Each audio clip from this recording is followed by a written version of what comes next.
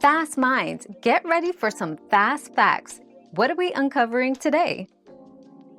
Right after defrosting, your refrigerator's compressor gets noisy because it's cooling the warm air inside. When ice melts during defrost, the fridge warms up, so the compressor works harder to bring the temperature down.